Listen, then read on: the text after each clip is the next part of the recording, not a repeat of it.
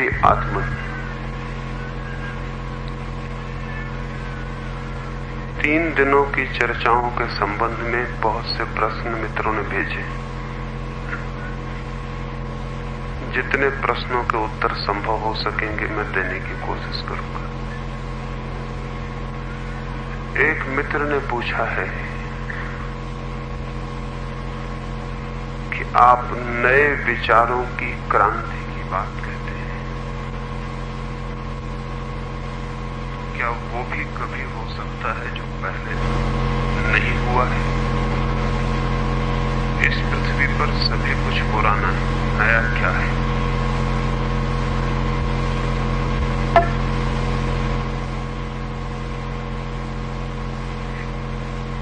इस संबंध में जो पहली बात आपसे कहना चाहता हूं वो ये कि इस पृथ्वी पर सभी कुछ नया है, पुराना क्या है? पुराना एक क्षण नहीं बचता, नया प्रतिक्षण जन्म लेता है।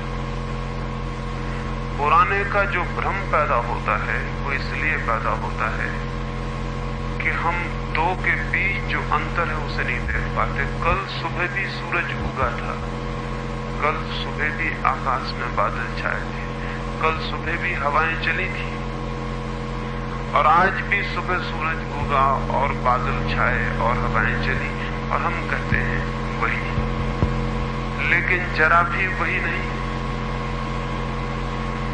जैसे बादल कल सुबह बने थे वैसे अब कभी भी इस पृथ्वी पर दोबारा नहीं बनेंगे, और जैसी हवाएं कल संध्या बही थी वैसी ही हवाएं आज नहीं बह रही। कल सांझ आप आए थे, सोचते होंगे वही आप आज फिर आ गए हैं तो भूल में हैं। न तो मैं वही हूं और न आप वही हैं। 24 घंटे में गंगा का बहुत पानी बह चुका है।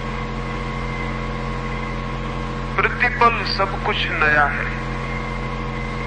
पुराने को परमात्मा बर्दाश्त ही नहीं करता है, एक क्षण बर्दाश्त नहीं करता। जीवन का अर्थ ही यही है। जीवन का अर्थ है जो नित्य नया होता चला जाता है। लेकिन मनुष्य ने ऐसी कोशिश करने की जरूर हिम्मत की है कि पुराने को बचाने की चेष्टा में भी, उस दिशा में भी उसने काम किया है। परमात्मा तो पुराने को बचाता ही नहीं, लेकिन आदमी जरूर पुराने को बचाने की कोशिश करता है। और इसलिए आदमी का समाज जिंदा समाज नहीं, एक मरा हुआ समाज है। और जो देश पुराने को बचाने की जितनी कोशिश करता है वो देश उतना ही मरा हुआ देश होता है। ये हमारा देश मरे हुए देशों में से एक है। हम बहुत गौरव करते हैं इस बात का कि बेबीलोन न रहा, सीरिया न रहा, मिस्र न रहा, रोम न रहा, लेकिन हम हैं। लेकिन अगर कोई गौर से देखेगा तो पाएगा कि वे इसलिए न रहे कि वे बदल गए, नए हो गए, और हम इसीलिए हैं क्योंकि हम बदले नहीं और पुराने रहने की हमने भरसक चेष्टा की। अगर हम बदले भी हैं तो परमात्मा की जोर जबरदस्ती से। अपनी कोशिश तो यही रही कि हम बदल ना जाएं, वही बना रहे जो था। बैलगाड़ी अगर छूट रही है तो कोई हमारे कारण नहीं। हम तो छाती से पूरी ताकत लगा के सारे महात्मा और सारे सज्जन और सब नेता मिलके बैलगाड़ी को बचाने की कोशिश करते हैं, लेकिन भगवान नहीं मानता और जेट प्लेन पैदा किए चला जाता है और हम घसीटते चले जा रहे हैं नए की तरफ। नए की तरफ जाना हमारी जैसे मजबूरी है। सारी दुनिया में उल्टा है, सारी दुनिया में पुराने के साथ रहना मजबूरी है, हमारे साथ नए की तरफ जाना मजबूरी है। सारी दुनिया में नए को लाने का आमंत्रण है, हम नए को स्वीकार करते हैं ऐसे जैसे वो पराजय है। इसीलिए 5000 वर्ष पुरानी संस्कृति 300 वर्ष 50 वर्ष पुरानी संस्कृतियों के साथ हाथ जोड़कर भीख मांगती है और हमें कोई शर्म भी मालूम नहीं होती। 5000 वर्ष से तो कम से कम हम हैं, ज्यादा ही वर्षों से हैं, लेकिन ज्ञात इतिहास कम से कम 5000 वर्षों का है। 5000 वर्षों में हम इस योग भी ना हो सके कि योग पूरा हो सके, कि मकान पूरे हो सके, कि कपड़ा पूरा हो सके। अमेरिका की कुल उम्र 300 वर्ष है। 300 वर्ष में अमेरिका इस योग को गया कि सारी दुनिया के पेट को भरे, और रूस की उम्र तो केवल 50 वर्ष है। 50 वर्ष में रूस गरीब मुल्कों की कतार से हटके अमीर मुल्कों की आखिरी कतार में खड़ा हो गया। 50 वर्ष पहले जिसके बच्चे भूखे थे, आज उसके बच्चे चांद तारों पे जाने की योजनाएं बनाने लगे। 50 सालों में क्या हो गया ये? कोई जादू सीख गए हैं? वो जादू नहीं सीख गए हैं, उन्होंने एक राज सीख लिया कि पुराने से चिपट रहने वाली कौम धीरे धीरे मरती है, सड़ती है, गलती है। नए का निमंत्रण, नए को आमंत्रण, नए को बुलावा, नए की चुनौती, और जितने जल्दी हो सके नए को लाओ, पुराने को विदा करो। इस सीक्रेट को, इस राज को वो सीख गए।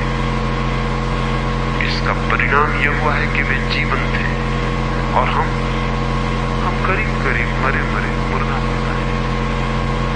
वो मित्र पूछते हैं कि नया क्या कुछ आ सकता है? एक कहानी मुझे याद आती, वो कहानी आपने भी सुनी होगी जरूर। सुना होगा जरूर कि चूहों ने एक दफा बैठक की और विचार किया कि कैसे बचे बिल्ली से। तो किसी समझदार चूहे ने सलाह दी, और समझदार चूहे इसी तरह की सलाहें देते हैं। सलाहें तो बड़ी अच्छी होती, पूरी नहीं हो सकती। यही समझदार चूहों के साथ तकलीफ होगी। समझदार चूहे ने कहा घंटी बांध दो बिल्ली के गले। सब ने ताली पीटी और कहा बिल्कुल उचित है, लेकिन सवाल ये कि घंटी कौन बांधे? समझदार चूहे ने कहा हम तो थ्योरी बताते हैं, सिद्धांत बताते हैं, एप्लीकेशन तुम खोजो, व्यवहार तुम खोजो। हमारा काम सिद्धांत बनाना है, हमने सिद्धांत बना दिया, अब तुम खोजो। बात इतनी है कि घंटी बांध दो, खतरा नहीं रहेगा। बिल्ली आएगी, घंटी बजेगी, चूहा सावधान हो जाएगी। फिर ये बात चूहों की शास्त्र में लिख ली गई। ऐसा हजारों साल पहले की बात है ये। और हर बार जब भी सवाल उठता है बिल्ली से कैसे बचे, चूहा कहते हैं अपनी पुरानी किताब में देखो। पुरानी किताब खोलते हैं, उसमें लिखा है घंटी बांधो। चूहे कहते हैं बात तो बिल्कुल सच है, बाप दादों से यही सुनी कि घंटी बांध देना चाहिए, लेकिन घंटी कौन बांधेगा? फिर सवाल वहीं अटक जाता है। अभी फिर ऐसा हुआ, कुछ दिन पहले भी चूहों ने फिर सभा की और उन्हें तब तो बहुत मुसीबत हो गई, वो बिल्ली बहुत सता रही है। फिर वही पुरानी किताब, तो 2 नए लड़कों ने कहा, नए लड़के चूहे, नए चूहे कॉलेज में पढ़ते होंगे, उन्होंने कहा छोड़ो बकवास पुरानी किताब की, बहुत हो गया, वही बात, वही पुरानी किताब, फिर वही सवाल आ जाएगा। फिर भी उन्होंने कहा बिना शास्त्र देखे हम नहीं जा सकते, नया कुछ दुनिया में कभी हुआ है, जो भी हुआ है बाप दादे लिख गए, और उससे आगे कहीं कुछ हो सकता है? कोई हमारे बाप दादे अज्ञानी थे, इतने ज्ञानी थे कि वो सब बातें जानते थे, सर्वज्ञ थे। उन्होंने लिखा हुआ कि घंटी बांधो, फिर शास्त्र खोला गया, फिर बात वहीं अटक गई। शास्त्र खोलने वाले हमेशा वहीं अटक जाते हैं जहां सदा से अटके रहे, आगे बढ़ते नहीं। फिर वही सवाल, घंटी कौन बांधे? उन चूहों ने कहा बकवास बंद करो, हम कल घंटी बांध देंगे। नए लड़के थे, बूढ़े चूहों ने कहा पागल हो गए हो, बिगड़ गए हो, कभी घंटी बंधी है आज तक? ऐसा कभी हुआ है? कभी सुना है कि चूहों ने कभी घंटी बांधी हो बिल्ली के गले? ऐसा कभी नहीं हुआ, न कभी हो सकता। उन चूहों ने कहा बातचीत बंद, कल घंटी बन जाएगी। और सुबह बड़ा आश्चर्य हुआ कि बिल्ली के गले में घंटी बन गई। चूहे बड़े पुराने, बड़े हैरान हुए। उन्होंने कहा बड़ी अच्छी बात है, घंटी बंधी कैसे? उन नए लड़कों ने कहा इसमें कोई खास बात ही नहीं है। उन दोनों नए चूहों का एक दवा की दुकान में आना जाना था, वो नींद की गोली उठा लाए और जिस घर में बिल्ली दूध पीती थी उसमें डाल दी।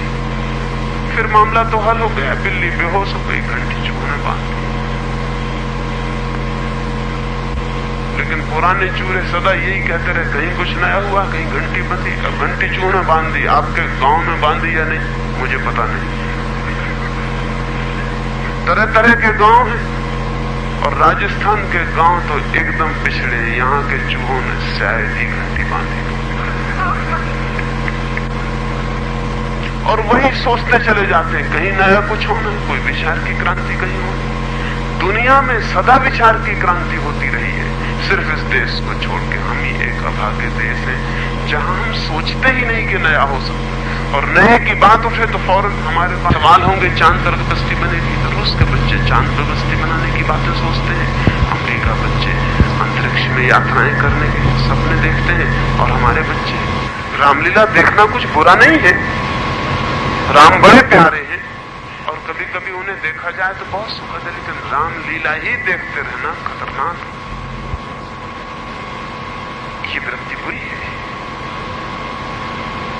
न केवल रामलीला देखते बल्कि राम राज्य लाने की बातें भी करते। कुछ ऐसा हमें भ्रम हो गया है कि पीछे सब अच्छा हो चुका है। ये गलत है बात, पीछे सब अच्छा नहीं हो चुका है। पीछे जो भी हुआ है उससे अच्छा सदा आगे हो सकता है, क्योंकि हम पीछे से हमेशा ज्यादा अनुभवी होकर बाहर आते हैं। हमेशा ज्यादा अनुभवी होकर बाहर आते हैं। आखिर समय बीतता है, इतिहास बीतता है, तो हम कुछ सीखते हैं कि हम बिल्कुल सीखने की हमें क्षमता ही नहीं। राम राज्य फिर से नहीं ले आना है। अब तो हम नए राज्य लाएंगे जिनको अगर राम भी उतर आए तो चौंक के देखेंगे ये क्या हो गया। लेकिन हमें यह ख्याल है कि पीछे सब अच्छा हो चुका, ये बिल्कुल गलत ख्याल है। इस गलत ख्याल की वजह से हम अतीत से पुराने से बंधे रहते हैं और नए को सोच भी नहीं पाते। इस देश में हम सबकी ये धारणा है कि स्वर्ण युग हो चुका है, वो जो गोल्डन एज हो चुकी है। दूसरे मुल्क सोचते हैं कि गोल्डन एज स्वर्ण युग आने वाला है, आएगा। इससे फर्क पड़ता है। जो सोचते हैं आने वाला है वो लाने की कोशिश करते हैं, जो सोचते हैं हो चुका वो आंख बंद करके बैठ जाते हैं, कहते हैं जो हो ही चुका वो आना तो है नहीं, अब तो रोज रोज पतन होना है। कलयुग और कलयुग और कलयुग आएगा, अंधेरा अंधेरा फिर प्रलय। इस मुल्क में जाए तो इस मुल्क में जो भी लोगों को समझाता है कि महाप्रलय आ रही, वो एकदम गुरु हो जाता है। बहुत लोग मिल जाते हैं, बिल्कुल ठीक है, सच्ची बात है, सब चीजें बिगड़ती जा रही है, सब बिगड़ता जा रहा है, सब खराब होता जा रहा है, महाप्रलय आ रही, सब बुरे दिन आने वाले। और ये बुरे दिन इसलिए नहीं आ रहे हैं कि आने वाले हैं, ये इसलिए आ रहे हैं कि हम अच्छे दिन बनाने की क्षमता नहीं जुटा पाते। और ये इसलिए आ रहे हैं कि सारे मुल्क का चित्त काहिल, कमजोर और इतना डरा हुआ हो गया है कि वो कहता है जो है उसको ही पकड़े रहो, कहीं वो न खो जाए। अब जो हो रहा है, नया तो कुछ हो नहीं सकता, पुराने मकान में रहे आओ, अगर गिरने का डर लगता है तो राम राम जपो, उसी में सब तरफ से लकड़ियां लगा के इंतजाम कर लो सुरक्षा का, लेकिन छोड़ो मत, कहीं पुराना चला गया और नया न बना तो क्या होगा। डर इतना ज्यादा है। इस डर के भी कुछ कारण है, 2-3 कारण समझ लेने जरूरी है। पहली तो एक ये बात झूठी प्रचारित की गई है कि पहले सब अच्छा था, ये बात बिल्कुल झूठी, लेकिन इसके पैदा होने की कुछ वजह है। और बड़ी वजह यह है जैसे आज से 1000 साल बाद, 2000 साल बाद न कोई मुझे याद रखेगा न आपको कोई याद रखेगा, लेकिन एक आदमी हमारे बीच हुआ, गांधी, उसका नाम याद रहेगा। 2000 साल बाद लोग उसे याद करेंगे और तब वे क्या सोचेंगे? वे सोचेंगे गांधी कितना अद्भुत आदमी था, इसके जमाने के लोग कितने अद्भुत रहे होंगे, और जमाने के लोग हम तो भूल जाएंगे, हमारा तो कोई इतिहास में हिसाब नहीं होगा, हमारे लिए तो कोई किताब में लिख कर रख नहीं जाएगा कि हम कैसे आदमी थे। असली आदमी हम हैं और गांधी सिर्फ अपवाद है, एक्सेप्शन है, वो कोई नियम नहीं है। वो जो अपवाद हैं वो तो रह जाएंगे और हम जो असली हैं खो जाएंगे, और उनके नाम से हम याद किए जाएंगे। गांधी का युग, लोग कहेंगे जहां गांधी जैसा अच्छा आदमी हुआ, कैसे बढ़िया लोग नहीं रहे होंगे, कैसी अहिंसा रही होगी, कैसा प्रेम रहा हो, कहां का प्रेम और कहां की अहिंसा। ठीक यही भूल हमेशा होती रही। राम हमको याद रह गए, और राम के आसपास जो असली आदमियों की भीड़ थी उसका तो कुछ ठिकाना नहीं, कोई हिसाब नहीं। वो भीड़ क्या थी? राम के आधार पर हम सोचते हैं कि राम के जमाने के लोग अच्छे रहे होंगे, बुद्ध के आधार पर सोचते हैं बुद्ध के जमाने के लोग अच्छे रहे होंगे। ये बात गलत है। बुद्ध को आधार बना के मत सोचिए, क्योंकि मेरा कहना है ये कि अगर बुद्ध और महावीर के जमाने के लोग बहुत अच्छे रहे होते तो बुद्ध और महावीर की याद भी न रह जाती। याद सिर्फ उनकी रहती है जो अपवाद है, याद सबकी नहीं रहती। अगर सोच ले हिंदुस्तान में गांधी जैसे 10,000 आदमी होते, ज्यादा नहीं, तो मोहनदास करमचंद गांधी का कोई पता रखना आसान हो गए होते कहीं। जहां 10,000 गांधी जैसे अच्छे आदमी हो वहां कौन एक मोहनदास करमचंद गांधी को याद रखे? वो तो महावीर या बुद्ध बिल्कुल अकेले हैं करोड़ों में, अरबों में, इसलिए याद है, नहीं तो भूल जाते हैं। यानी मेरा कहना यह है कि उनकी याददाश्त बताती है कि वो अकेले और न्यून रहे होंगे, और उनकी याददाश्त ये भी बताती है कि जिन लोगों में वो चमक के दिखाई पड़े होंगे वो लोग उनसे उल्टे रहे होंगे। नहीं तो चमक के दिखाई नहीं पड़ सकते। स्कूल में चले जाएं, छोटा सा प्राइमरी स्कूल का शिक्षक भी जो जानता है वो भी हम नहीं जानते। वो सफेद दीवार पे नहीं लिखता सफेद खड़िया से, लिख तो सकता है, लिख जाएगा, लेकिन पढ़ा नहीं जा सकता। काले बोर्ड पर लिखता है, सफेद खड़िया से लिखता है। सफेद खड़िया काले बोर्ड पे चमक के दिखाई पड़ती है। ये राम, बुद्ध, कृष्ण, महावीर, ये सब काले ब्लैक बोर्ड पर समाज के चमक के दिखाई पड़ रहे हैं। ये कभी दिखाई नहीं पड़ सकते। ये जितने महात्मा हैं, अगर हीन समाज ना हो तो कभी दिखाई नहीं पड़ सकते, हो तो भी दिखाई नहीं पड़ सकते। महात्मा के पैदा होने के लिए हीन समाज जरूरी है, तो महात्मा पैदा नहीं हो सकता। हीन समाज का ब्लैक बोर्ड चाहिए, तब उस पर महात्मा दिखाई पड़ता है, नहीं तो दिखाई नहीं पड़ेगा। हो पैदा तो भी नहीं दिखाई पड़ेगा। इसलिए मैं कहता हूं जिस दिन महान समाज पैदा होगा उस दिन महान मनुष्य पैदा होने बंद हो जाएंगे। बंद नहीं हो जाएंगे, दिखाई पड़ने बंद हो जाएंगे। जिस दिन महान मनुष्यता पैदा होगी उस दिन महात्माओं का युग समाप्त होगा, फिर उनकी कोई जरूरत नहीं है। होंगे पैदा जरूर, लेकिन उनको खोजा भी नहीं जा सकता। अगर हम गौर से देखें, महावीर और बुद्ध की शिक्षाएं देखें, कन्फ्यूशियस, लाओत्से की शिक्षाएं देखें, मोहम्मद, मूसा, जरथुस्त की शिक्षाएं देखें, तो शिक्षाओं में क्या है? एक बड़े मजे की बात। महावीर सुबह से सांझ तक लोगों को समझाते हैं चोरी मत करो, हिंसा मत करो, दूसरे की औरत मत भगाओ, बेईमानी मत करो। ये किन लोगों को समझा रहे हैं? अच्छे लोगों को। दिमाग खराब था जो अच्छे लोगों को ऐसी बातें सिखा रहे हैं। और 24 घंटे यही राग है, चाहे महावीर का चाहे बुद्ध का, यही बात चल रही है। चोरी मत करो, बेईमानी मत करो, हिंसा मत करो, मारो मत, झूठ मत बोलो। किसको समझा रहे हैं? दो ही रास्ते हैं, या तो ऐसे आदमी रहे हों जिनको ये समझाना जरूरी है, और एक दिन समझाना नहीं, दिन रात यही समझाना, और या फिर इनका दिमाग खराब रहा कि ये फिक्र ही ना करते हो किससे बात करते हो। मैंने सुना है एक चर्च में एक फकीर को निमंत्रण दिया है बोलने के लिए, और कहा कि सत्य पर कुछ बोलो। वो फकीर ने कहा चर्च में और सत्य पर क्यों बोलूं? सत्य वगैरह पर तो कारागृह में बोलना चाहिए, कैदियों के बीच। ये तो चर्च है, मंदिर है, यहाँ तो गांव के सब अच्छे लोग इकट्ठे हुए हैं। यहाँ सत्य पर बोलूंगा तो लोग मुझे पागल कहेंगे, नहीं मुझे क्षमा करो। लेकिन चर्च के लोग नहीं माने, उन्होंने कहा नहीं आप सत्य पर जरूर हमें समझाइए।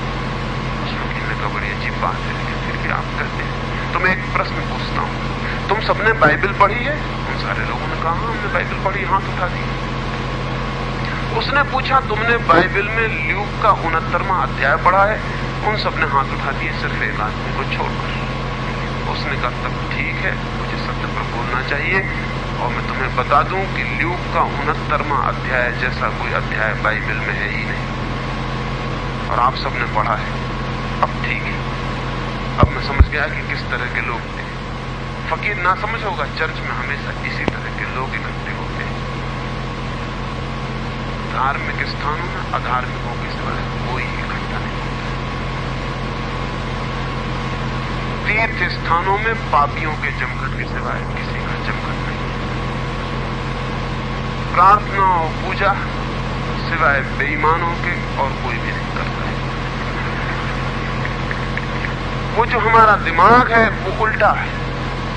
वो जो पाप कर लेता है वो कहता है पूजा करो, क्योंकि पूजा करके पाप को मिटाना है। वो जो यहां गड्ढा करता है वहां ढेर उठाता है, क्योंकि इंतजाम करना जरूरी है। उस फकीर ने कहा ठीक है अब, लेकिन मुझे बड़ा हैरानी है कि एक आदमी ने हाथ क्यों नहीं उठाया, ये सच्चा बोलने वाला चर्च में कहां से आ गया। उसने कहा मेरे भाई धन्यवाद तुम्हारा कि तुम यहां आए हो। वो सामने ही बैठा था, बूढ़ा आदमी था। उसने कहा आपने हाथ क्यों नहीं उठाया। उस आदमी ने कहा कि माफ करिए मुझे जरा कम सुनाई पड़ता है। क्या आपने पूछा 69वां अध्याय ल्यूक का? रोज पाठ करता हूं, लेकिन मैं समझ नहीं सका, तो मैंने कहा बिना समझे हाथ उठाना। दुनिया के जिन महापुरुषों के आधार पर हम उनके जमानों को बहुत बड़ा मानते हैं, वे लोगों को क्या समझा रहे थे, लोग क्या समझ रहे थे। उनकी शिक्षाएं गवाहें हैं इस बात की कि लोग बहुत बेहतर नहीं, लेकिन ये भ्रम चलता है कि लोग बहुत बेहतर हैं। और ये भ्रम न मिट जाए तो हम नए समाज, नए आदमी को पैदा नहीं कर सकते। मैं आपसे कहता हूं नया निरंतर पैदा होता है। अगर हम बाधा न डालें तो नया पैदा होगा ही, लेकिन हम बाधा डालते हैं, हम रुकावट डालते हैं, हम कोशिश करते हैं पुराने को बचाने की। और ये पुराने को बचाने की जो कोशिश है, ये धीरे धीरे ऐसा रुग्ण सड़ा हुआ व्यवस्था बना देती है कि उसके भीतर जीना भी मुश्किल हो जाता है, मरना भी मुश्किल हो जाता है। ठीक ऐसी हालत इस देश की हो गई। नया ज्ञान चाहिए, नए जीवन के नियम चाहिए, रोज नए चाहिए, क्योंकि कोई भी पुराना नियम थोड़े दिन के बाद खतरनाक हो जाता है। वैसे जैसे कि छोटे बच्चों को हम पजामा पहनाते, फिर लड़का तो बड़ा होता जाता और हम कहते पजामा वही पहन। हम वो लोग हैं जो एक दफा तय कर लिया। अब उसकी जान निकलती, या तो पजामा बदले और नहीं तो वो बड़ा होता जाता। पजामा बड़ा होता नहीं, कोई नियम बड़ा नहीं होता, क्योंकि नियम तो जड़ है और आदमी जिंदा है। आदमी बढ़ता है और नियम जड़ है, वो कसे रह जाते हैं। अब वो पजामा छोटा पड़ गया और आदमी बड़ा होता जा रहा है। अब वो कहता है बड़ी मुश्किल में डाल दिए, ये पजामा हमारी जान ले रहा है। अब दो ही रास्ते हैं उसके पास, या तो वो नंगा खड़ा हो जाए और या फिर पजामा बदले। पजामा बदलने नहीं देते तो फिर वो नंगा खड़े होने की कोशिश करते। और ये हिंदुस्तान के समाज में जो इतना नंगापन, इतना ओछापन, इतनी मीननेस और इतना काइयापन पैदा हुआ, उसका कारण है कि पुराने सब नियम छोटे पड़ गए। नया नियम हम बनाते नहीं और पुराना नियम बदलना नहीं चाहते, तो आदमी बिना नियम के खड़े होने की कोशिश करता। वो कहता कम से कम जिंदा तो रहने दो, हम जिंदा तो रहेंगे, आपका नियम अपने पास रखो आप। और या फिर ये होता है कि आदमी पाखंडी हो जाता है, हिपोक्रेट हो जाता है। ऊपर से दिखाता है कि नियम बिल्कुल ठीक है, हम बिल्कुल मानते हैं, और भीतर से नियम से उल्टा चलता है। इस देश में हर आदमी दोहरा हो गया है। एक आदमी के भीतर दो आदमी। एक वो आदमी है जो बाहर दिखाने के काम के लिए तैयार रखा जाता है, जब जरूरत हुई उस आदमी को ओढ़ लिया, निकल पड़े। घर आए, आदमी निकाल के एक तरफ रखा, असली आदमी काम करने लगा। असली आदमी काम करता है, नकली आदमी ओढ़ने के मतलब आता है। हम सब, इस पूरे देश की व्यवस्था ने ऐसी हालत खराब कर दी, क्योंकि नियम ऐसे जड़ हो गए कि वो हिलने नहीं देते, वो हिलना पड़ेगा। मैं आपसे कहना चाहता हूं, नया चिंतन, नए समाज, नई क्रांति, इस सब दिशाओं में सोचने के लिए मन के द्वार खुले रखिए। ऐसा मत सोचिए कि सब पुराना है इसलिए नए की कोई जरूरत नहीं। कुछ भी पुराना नहीं है, रोज नए की जरूरत है। एक मित्र ने पूछा है इसी से संबंधित, इसलिए इसके बाद से ले, उन्होंने पूछा है कि क्या एक आदमी को स्वयं ही सत्य की खोज करनी पड़ेगी? क्या जो खोजे गए सत्य हैं वो हमारे किसी काम के नहीं? ये मामला कुछ थोड़ा सा नाजुक है। नाजुक इसलिए कि सत्य कोई ऐसी चीज ही नहीं है जो कोई और आपको दे दे। सत्य अगर कोई ऐसी चीज होती कि बाजार में एक दुकान खुली होती और वहां सत्य बिकता होता, हालांकि दुकानें खुली हैं और वहां सत्य बिक रहे हैं, हिंदुओं की दुकानें हैं, मुसलमानों की हैं, ईसाइयों की, सबकी दुकानें खुली और कुछ नई नई दुकानें भी खुली। वो सब दुकानों में वो कहते हैं सत्य यहां बिकता है। लेकिन सत्य न बिक सकता है, न किसी दूसरे से मिल सकता है। सत्य को पाने के लिए जो साधना है, उस साधना से बिना गुजरे सत्य का कोई अनुभव नहीं, उससे गुजर के ही वो मिलता है। एक फकीर के पास एक आदमी गया और उस फकीर से उसने कहा कि मैं दुनिया में सबसे सुखी आदमी से मिलना चाहता हूं, मैं बहुत परेशान हो गया हूं, मुझे ऐसा लगता है मुझसे ज्यादा दुखी कोई भी नहीं। फिर मुझे ये ख्याल आता है हो सकता है सभी दुखी हों, मैं उस आदमी को खोजना चाहता हूं जो सबसे ज्यादा सुखी है। तो उस फकीर ने कहा तुम जाओ इस जगह खोजो, ऐसे ऐसे खोजते हुए उस पहाड़ पर जाना, उस चोटी पर, वहां तुम्हें वो आदमी मिल जाए। वो चोटी बड़ी दूर थी, वो पहाड़ बड़ा दूर था और जो रास्ता उसने बताया था वो बड़ा लंबा था, लेकिन वो आदमी खोजना चाहता था, वो खोजने गया। वो न मालूम कितने लोगों से मिला और उनसे उसने पूछा, उन सबने कहा कि हम सुखी हैं, लेकिन हमसे भी ज्यादा सुखी एक आदमी है, तो वहां जाओ। वो वहां गया, उधर भी यही उत्तर मिला, हम सुखी हैं, हमसे भी ज्यादा सुखी एक आदमी। वो 12 वर्ष तक परेशान हो गया, वो ये भूल ही गया कि मेरा भी कोई सुख है और मेरा भी कोई दुख है। वो इसी झंझट में पड़ गया, कौन सबसे ज्यादा सुखी है। 12 साल बाद वो उस पहाड़ की चोटी पर पहुंचा जहां वो बूढ़ा आदमी बैठा था, जिसने कहा हाँ मैं सबसे ज्यादा सुखी आदमी हूं, क्या चाहते हो तुम? उस आदमी ने कहा वो बात ही खत्म हो गई, मैं ये चाहने निकला था कि सुख कैसे मिले, लेकिन 12 वर्ष तक दूसरों के सुख दुख को सोचते सोचते मैं तो ये भूल ही गया कि मेरा भी कोई दुख है, और आज मैं अनुभव करता हूं जब दुख ही नहीं है, और सुख का क्या सवाल। उस बूढ़े आदमी को उसने गौर से देखा तो कुछ सकल पहचानी हुई मालूम पड़ी। कहा जरा आप अपनी पगड़ी दूर करिए, आंखें ढकी हैं, मैं आपको ठीक से देखूं। वो बूढ़ा हंसने लगा, पगड़ी दूर की, ये वही फकीर था जो 12 सालों से पहले मिला था। अरे तो इतनी दिन भटकाने की क्या जरूरत थी, आप उसी दिन कह देते कि मैं ही सबसे ज्यादा सुखी आदमी।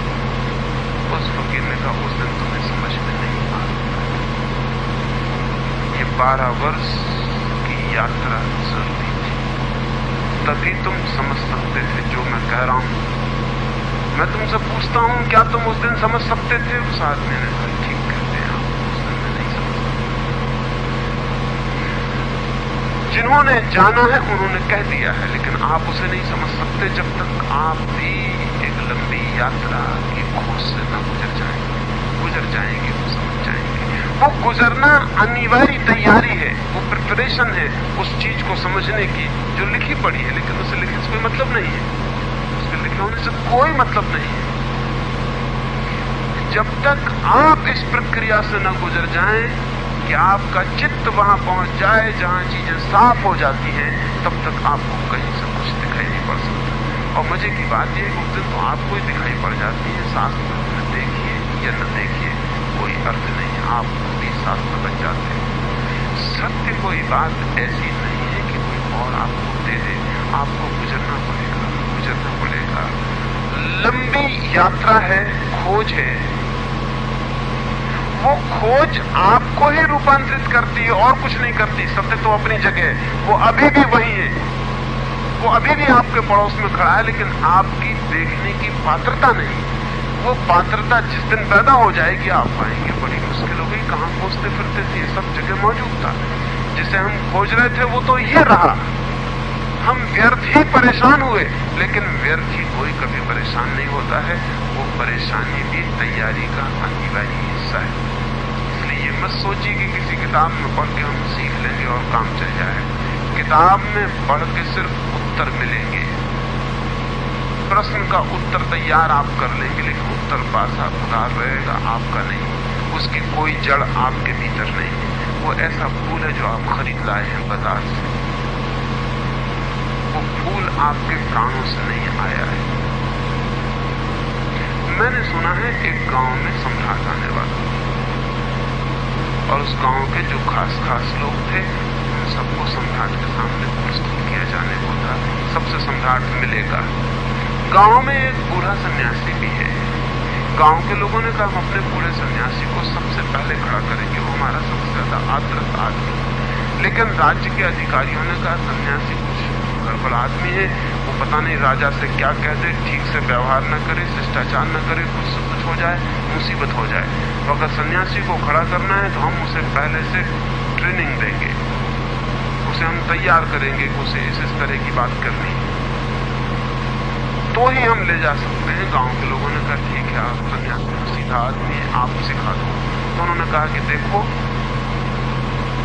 राजा आएगा, उनसे कुछ पूछेगा, वो पूछेगा आपकी उम्र कितनी, तो इस तरह की बातें मत करना कि उम्र यानी क्या, आत्मा तो अमर है, उसकी कोई उम्र नहीं होती, इस तरह की बातें मत करना, तो राजा बहुत हैरान होगा। तुम तो सीधा बता देना कि मेरी 60 साल की उम्र है। उसने कहा जैसी मर्जी, पक्का रहा 60 साल कह दूंगा, और ज्यादा मुझे तो नहीं कुछ करना, कुछ भी नहीं करना, तुम पक्का रखो। जब वो पूछे तुम्हारी उम्र, कहना 60 साल। वो शायद पूछे कि तुम कितने दिन से साधना कर रहे हो, तो ऐसा मत कहना कि अनंत जन्मों से चल रही, ये तो कभी से चल रही, अनादि अनंत, इससे कोई मतलब नहीं है, इस जन्म की बात है। तो 30 साल से साधना कर रहा है, ऐसा कहते हैं। जो सिखा दिया उसने कहा जैसी मर्जी, हम तैयार हो। राजा आया, सारे लोग गए, सन्यासी भी गए। बड़ी गड़बड़ हो गई। राजा को पहले पूछना चाहिए था कि आपकी उम्र कितनी है। उसने पूछ लिया कि आप साधना कितने दिन से कर रहे हो। उस वकील ने कहा बड़ी मुश्किल हो गई। उसने कहा 60 साल से, क्योंकि उत्तर तो तैयार था। राजा ने कहा 60 साल से, आपकी उम्र ऐसे कितनी है? उसने कहा 30 साल। उत्तर तो तैयार था। अधिकारी तो घबराए कि हो गई गलती, और राजा ने कहा पागल हो, तुम पागल हो कि मैं? उस वकील ने कहा दोनों। राजा ने कहा मतलब? तो मतलब है कि तुम गलत सवाल पूछते हो, हम गलत सब जवाब देते हैं, और जवाब हमें सिखाया हुआ है। अगर हमारा हो तो हम ठीक करके भी दे दें। हम मुश्किल में पड़ गए हैं, पागल तुम हो पहले, फिर नंबर 2 पागल हम हैं कि हम आए यहाँ और जवाब हमने सीखा और तुम गलत सवाल पूछ रहे। हम जितने लोग गीता, कुरान, बाइबल से सीख के बैठ जाते हैं, जिंदगी जब सवाल पूछेगी आपके बंधे हुए जवाब होंगे जो किताब से आए, उनका कोई तालमेल होने वाला नहीं, कहीं कोई तालमेल नहीं होगा। जिंदगी कुछ पूछेगी, आप कुछ कहो, क्योंकि आपके भीतर से जो जवाब नहीं आया वो कभी सुसंगत नहीं हो सकता, वो हमेशा असंगत होगा, एब्सर्ड होगा। और जिस देश में किताब पढ़ के ज्ञानी बहुत हो जाते हैं, उस देश में जवाब तो बहुत चलते हैं, लेकिन जवाब एक नहीं होता। हर आदमी जवाब देगा, हर आदमी को गीता कंठस्थ है, रामायण मालूम है, चौपाइयां याद है, हद मूढ़ता हो गई। हर आदमी के पास जवाब बना हुआ है। सवाल पूछिए, जवाब रेडीमेड, जवाब पहले से तैयार है। रास्ता खोज रहा है, जवाब की कोई सवाल पूछे और जवाब निकले। ये जो जवाब की तैयारी है, शास्त्र सिर्फ इतना ही करवा सकते हैं। खोज तो खुद करनी पड़ेगी। हाँ, जिस दिन खोज हो जाती है, जिस दिन अपनी प्रतीति होती है, उस दिन सब शास्त्र सत्य हो जाते हैं। शास्त्रों को पढ़ के कोई सत्य को नहीं जानता, सत्य को जान के कोई शास्त्रों को पढ़ सकता है। मैं जो कहता हूं, आपको निजी तौर से गुजरना ही पड़ेगा तो ही कुछ अनुभव हो सकता है, और अनुभव ही सत्य है। एक और मित्र ने पूछा है,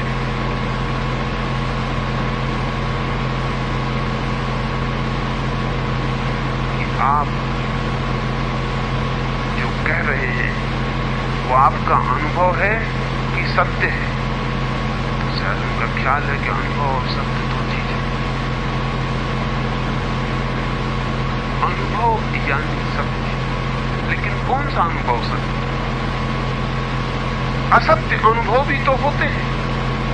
एक आदमी रास्ते पे जा रहा है और एक रस्सी पड़ी और सांप का अनुभव हो जाता है, वो भाग खड़ा होता है, वो लौट के कहता है सांप था, मैंने अनुभव किया, लेकिन सांप तो वहां था नहीं, रस्सी पड़ी थी। असत्य अनुभव भी होते हैं, शायद इसलिए उन्होंने पूछा कि आप जो कर रहे हैं वो अनुभव है कि सत्य। असत्य अनुभव भी होते हैं, लेकिन कब तक? और सत्य कौन सा अनुभव और सत्य पर्यायवाची हो जाते हैं। जब तक मैं की प्रतीति चलती है तब तक अनुभव का कोई भरोसा नहीं कि वो सत्य है कि झूठ।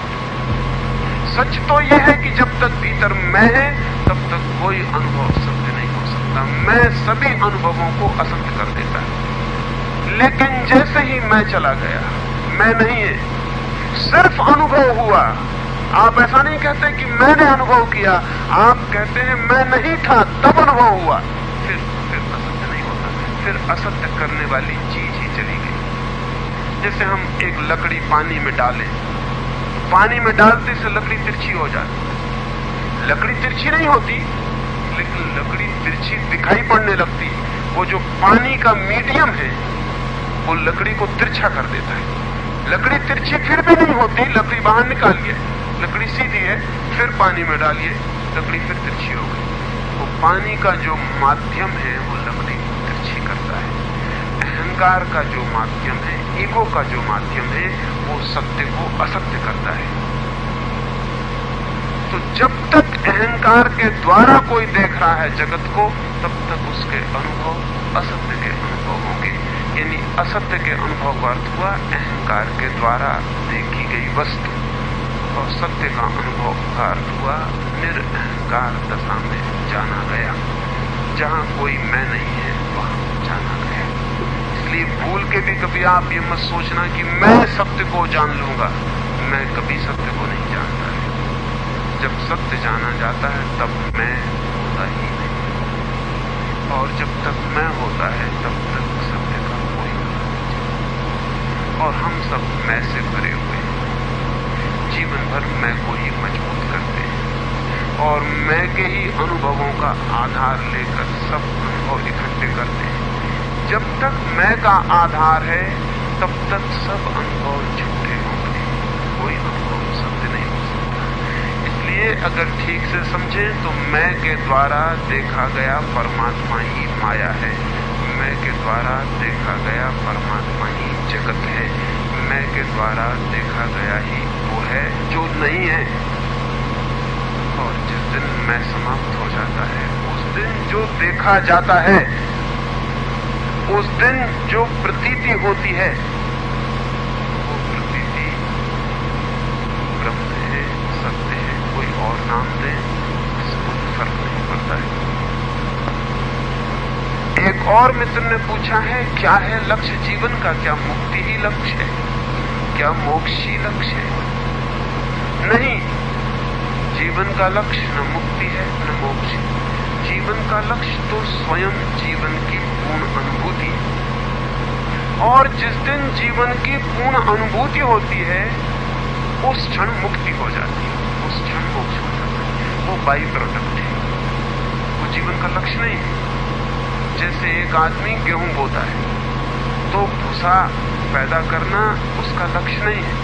गेहूं बोता है, गेहूं पैदा होते हैं, भूसा साथ में पैदा हो जाता है। भूसा बाई प्रोडक्ट है, वो सब साथ में पैदा हो जाता है। जीवन की परिपूर्ण अनुभूति जीवन का लक्ष्य है, लेकिन परिपूर्ण अनुभूति पर बंधन गिर जाते हैं और मुक्त हो जाते हैं। मुक्ति बाई प्रोडक्ट है, मुक्ति भूसे की तरह। लेकिन हजारों लोग भूसे को मूल बना रहे हैं और गेहूं को बाई प्रोडक्ट बना रहे हैं, तो दिक्कत में पड़ गए। वो जाके खेत में भूसे को बो देते हैं, न उससे भूसा पैदा होता न गेहूं पैदा होता, बल्कि जो भूसा हाथ में था वो भी सड़ जाता। और तब वो चिर कहते हैं कि धर्म वर्म कुछ भी नहीं, बेकार की मुसीबत है, इससे कुछ होता नहीं। हजारों साल से, सैकड़ों साल से मोक्ष को लक्ष्य बनाया है, उससे गड़बड़ हो गई। मोक्ष लक्ष्य नहीं, जीवन की परिपूर्णता लक्ष्य है। जीवन को उसके पूरे आनंद में, पूरे अर्थों में जानना लक्ष्य है। और जब जीवन अपने पूरे आनंद में नृत्य करता है तो सारे बंधन गिर जाते हैं। जब जीवन अपने पूरे अर्थों में प्रकट होता है तो सब बाधाएं गिर जाती हैं। जब जीवन अपने पूरे रूप में संयुक्त होता है समग्र से तो मुक्त हो जाता है। अधूरा जीवन बंधन है, पूर्ण जीवन मुक्ति है। मुक्ति लक्ष्य नहीं है, लक्ष्य सदा जीवन है, लक्ष्य सदा जीवन। अगर मुक्ति को लक्ष्य बनाया तो बहुत खतरे होते हैं, क्योंकि अलग ही दिशा चली जाती है। जो आदमी कहता है मुक्ति जीवन का लक्ष्य है, वो जीवन को छोड़ने लगता है। वो कहता है जीवन को छोड़ो, हमारा लक्ष्य तो मुक्ति। तो हम तो जीवन से हटेंगे, हम तो भागेंगे, हम तो पलायन करेंगे, हम जीवन को मानते नहीं, हम तो अपने को गलाएंगे, नष्ट करेंगे, हम तो मरने में मानते हैं। मोक्ष वाला आदमी मरने में मानता है, मोक्ष वाला आदमी सुसाइडल होता है। वो कहता हम आत्महत्या करेंगे। कुछ जल्दी करने वाले हिम्मत पर होते हैं, कुछ कमजोर धीरे धीरे करते हैं। कोई कहता है एक एक चीज को छोड़ के हम मरेंगे, हम ऐसे जिएंगे जैसे मरा हुआ आदमी जीता। इसी को हम सन्यासी कहते हैं। इस सन्यासी ने बहुत नुकसान पहुंचाया, क्योंकि इसने जीवन की सब जड़ों को विषाक्त कर दिया। इसकी जीवन की निंदा ने जीवन के आनंद को छीन लिया। इसके जीवन के विरोध ने जो लोग जीवन में खड़े हैं उनको भी पापी करार दे दिया, उनको भी कंडेम्ड कर दिया। वो भी वहां ऐसे खड़े हैं जैसे अपराधी हो। जीवन को जीना एक अपराध हो गया, हंसना एक अपराध हो गया, खुश होना अपराध हो गया, नाचना अपराध हो गया, सब अपराध हो गया। उदास लंबे चेहरे मात्र एक होने के सबूत रह गए। भागो, जिंदगी छोड़ो। और जो आदमी जिंदगी से जितना भाग जाए, सिकुड़ जाए एक कोने में, एक गुफा में, उसको कहोगे ये उतना बड़ा महात्मा, ये आदमी मुक्ति की तरफ जा रहा है। मुक्ति की तरफ ये नहीं जा रहा, ये सिर्फ मरने की तरफ जा रहा है। ये सुसाइडल है, ये कब्र खोज रहा है।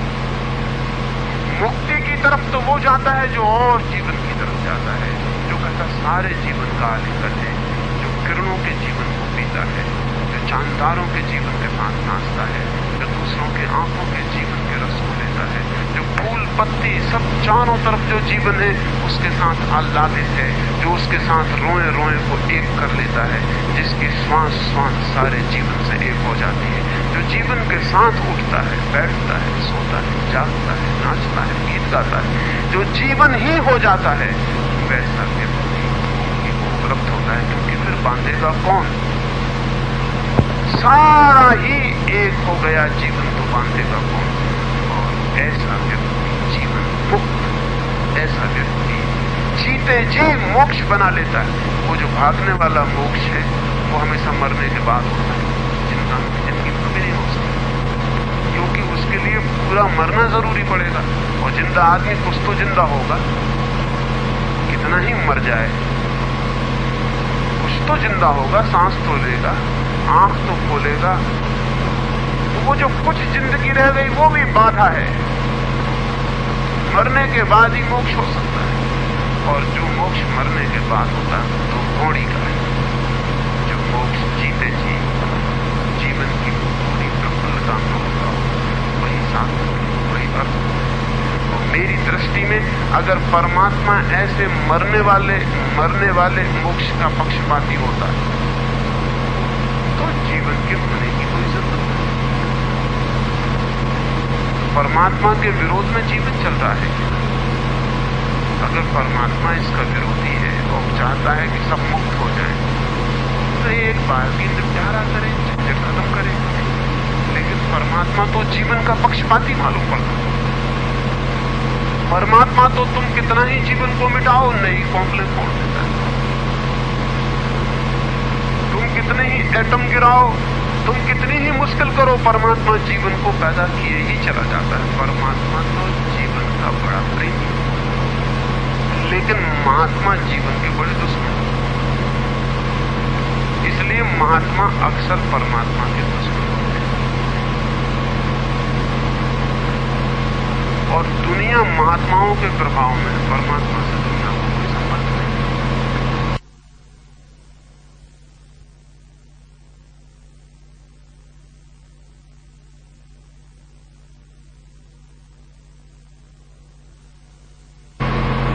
इसलिए धर्म जो है वो धीरे धीरे सोसाइटल लाइफ नेगेटिव, जीवन विरोधी हो गया। और धर्म होना चाहिए लाइफ अफर्मेटिव, होना चाहिए जीवन को पूरे आलिंगन में लेने वाला, जीवन के सपनों को आलिंगन में लेने वाला। ऐसा धर्म, ऐसे धर्म की दृष्टि फिर मरने के वाले बात के मोक्ष पे नहीं होगी। वो कहेगा अभी और इसी वक्त क्यों नहीं हो सकती वो? मैं जो जोर दे रहा हूं कि जीवन का लक्ष्य जीवन ही है, और ध्यान रहे जो भी श्रेष्ठतम है जीवन की अनुभूतियां, उनका लक्ष्य वही होते हैं। जैसे कोई किसी को प्रेम करता हो, पूछे प्रेम का लक्ष्य क्या है? अगर आदमी बता दे कि प्रेम का लक्ष्य ये है, तो प्रेम तो कौड़ी का हो जाएगा, क्योंकि प्रेम तब साधन बन जाएगा और साध्य कोई और हो जाएगा। लेकिन प्रेमी जानता है, वो कहेगा प्रेम का लक्ष्य नहीं, प्रेम का लक्ष्य कुछ भी नहीं, प्रेम ही प्रेम का लक्ष्य है। मैं प्रेम करता हूं, बस पर्याप्त, इससे ज्यादा नहीं। किसी आदमी से बोलो कि सत्य बोलने का लक्ष्य क्या है, और वो आदमी कहे कि गांव में इज्जत बढ़ाना, रिस्पेक्टेबिलिटी, तो वो आदमी सत्य बोलने से उसका कोई संबंध ही नहीं विचारेगा। उसका तो गांव में इज्जत बढ़ाने से, और गांव अगर चोरों का हो तो वो झूठ भी बोल सकता है, क्योंकि वहां झूठ बोलने से इज्जत बढ़ता है। सवाल उसका दूसरा ही, उसे सत्य से कोई मतलब नहीं है, इज्जत से मतलब है। एक आदमी कहता है सत्य इसलिए बोलता हूं कि मुझे मर के स्वर्ग जाना है, और अगर उसे पता चल जाए कि सब राजनीतिक मर के स्वर्ग में प्रवेश करते चले जा रहे हैं, तो फिर वो कहेगा फिर फिजूल की मेहनत करने की जरूरत नहीं, जब राजनीतिक तक स्वर्गीय हो जाते हैं तो जरूर वहां भी रुष्वत चलती है, तो हम भी कुछ रुष्वत देकर अंदर निकल जाएंगे, कहा थे परेशान। राजनीतिक तो बिना रुष्वत के स्वर्ग नहीं जा सकता, हालांकि सब मर के स्वर्गीय हो जाते हैं। असल में मर के कोई स्वर्ग के सिवा कहीं जाते ही नहीं, जो भी मरता उससे हम कहते हैं स्वर्गीय हो गए, फला फला स्वर्गीय हो। एक मूर्ति बनाओ, पत्थर लगाओ, और जितनों की मूर्तियां लगती हैं उनमें से अक्सर अधिक नरक में हो।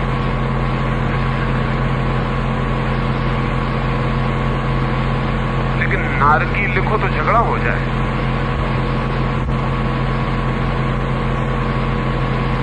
वो आदमी देखेगा कि स्वर्ग अगर सब राजनीतिक तक चले जा रहे हैं तो फिर क्या दिक्कत है, फिर हम भी चले जाएंगे, कुछ देखेंगे, वहीं कुछ इंतजाम जरूर हो गया होगा। तो फिर वो आदमी सत्य नहीं बोलेगा। सत्य बोलने का जो कहेगा कि सत्य बोलना ही सत्य बोलने का लक्ष्य, आनंद है ये मेरा कि मैं सत्य बोलता हूं, इसके आगे और कुछ सवाल नहीं, वही आदमी सत्य का प्रेम।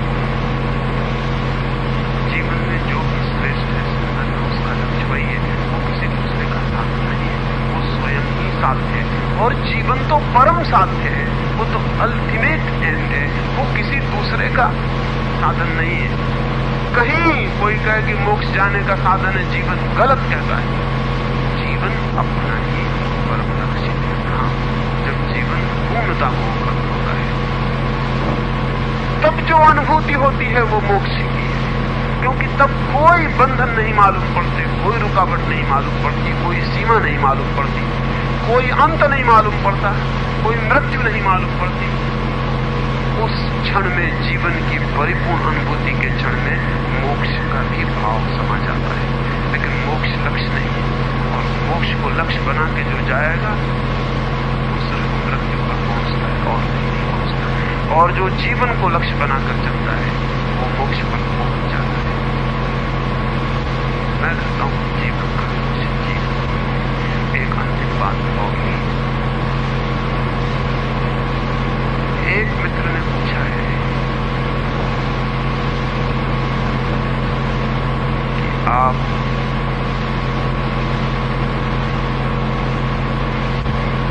यदि राष्ट्रपति बनने के लिए कहा जाए तो आप राजी हो जाएंगे?